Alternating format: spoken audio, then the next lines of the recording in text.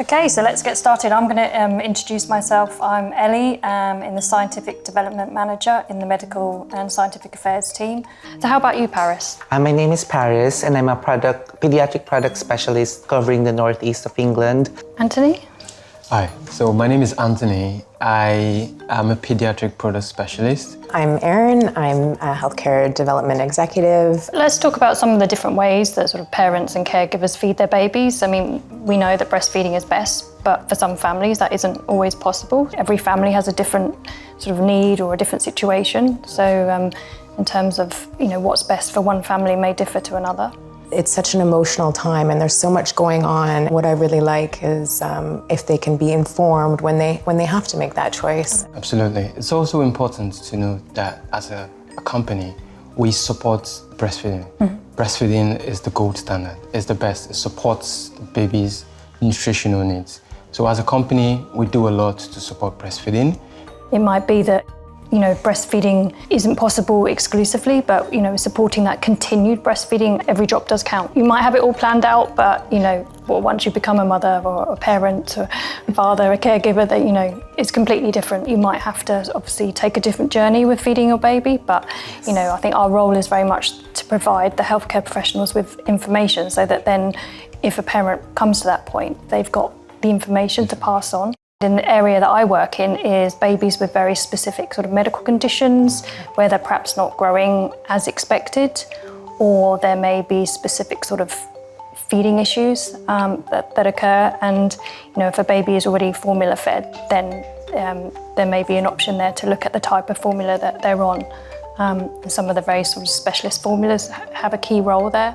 Speaking about the preterm babies now, we also use the key message that mothers can equally breastfeed preterm babies. Yes. And we also have a fortifier that we can add to the breast milk.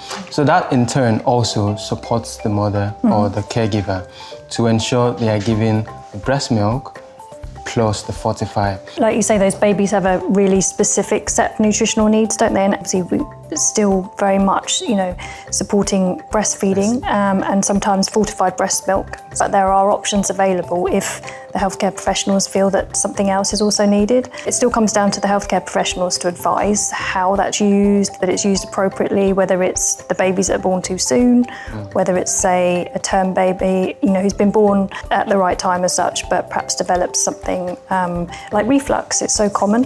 And I think what's really important in our roles is we know there's guidelines, aren't there? So there's advice there for healthcare professionals in terms of how to use the options in the right way, the different products. And I think that's an important part of our roles as well. On that point, Ellie, what I enjoy when I talk to my healthcare professionals in the community, when there's a need for them to address a feeding issue, like maybe, for example, what you said, reflux, is that I share them the NICE guidelines.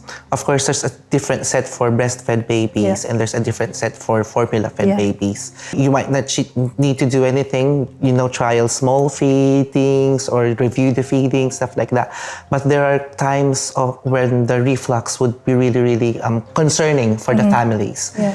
I think, with all of these things we're talking about, it's such an emotional time for parents. And then obviously those parents are in front of that healthcare professional, and a lot that the healthcare professional manages is about that parental anxiety as much as it is about the nutrition or medical problem that's at the root of that. There can be a lot of discussion and hearsay amongst parents themselves, but we know that that information that we're communicating with the healthcare professionals that they can then discuss with the families is done in that compliant way. And also a part of their role as well, because quite often you're talking to your healthcare professionals about the latest science and things do change. And I think that's another part of our role is actually keeping up. I think that's very much part of our roles, isn't it? Take that science, put it into our products, put it into our communications, but to make it really clear and, but also, we work with a variety of different healthcare professionals, don't we? Yes. We are also helping healthcare professionals because, as we well know, healthcare professionals are very, very short of time. If they want something top line about the latest and greatest in a 5-minute so that they can, then translate that to parents, that's another thing that we do. We're kind of that go-between.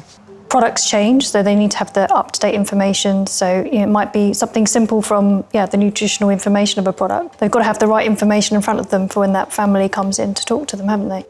And I think what's important is that these decisions should be respected, and the parents, the families should feel supported, because at the end of the day, the best interest would be to meet the nutritional needs of their babies safely.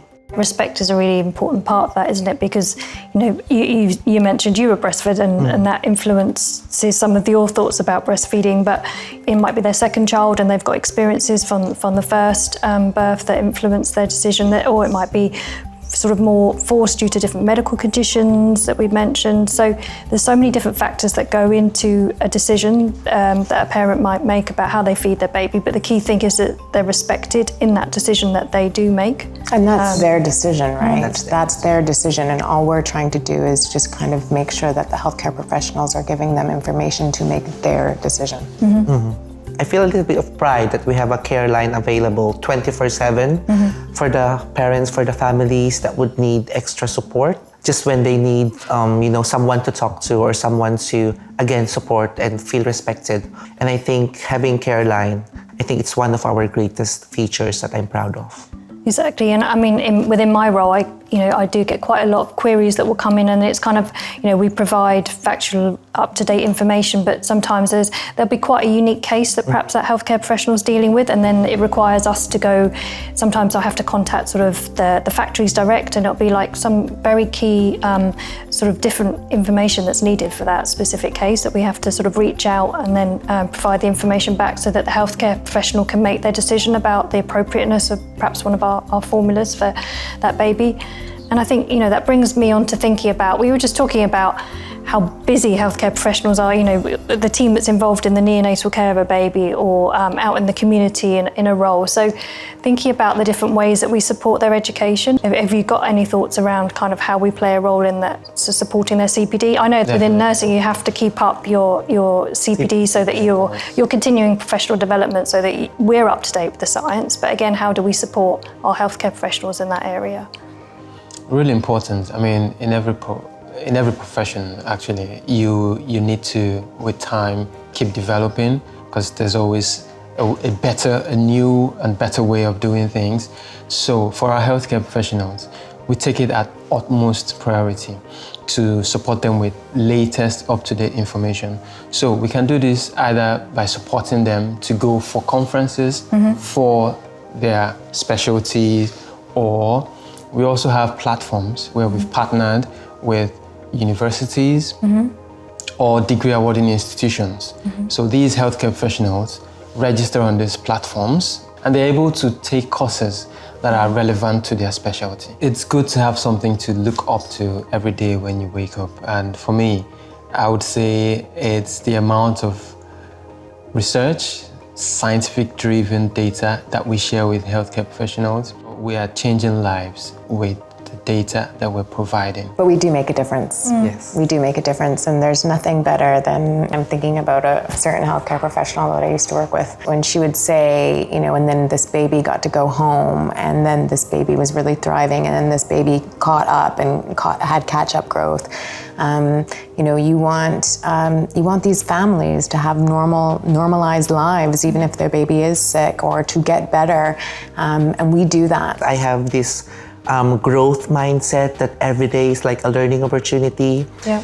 And every day is different. You do feel like you have a purpose, so you tend to stay. And we've for instance, Ellie and I have basically grown up together. Yeah. Well, we've covered a lot, and it's been a great conversation. Thanks, guys, for all of your input. It's been really great, and I think we've, really had a great conversation about all the different aspects that our roles, bring to us on a daily basis, really.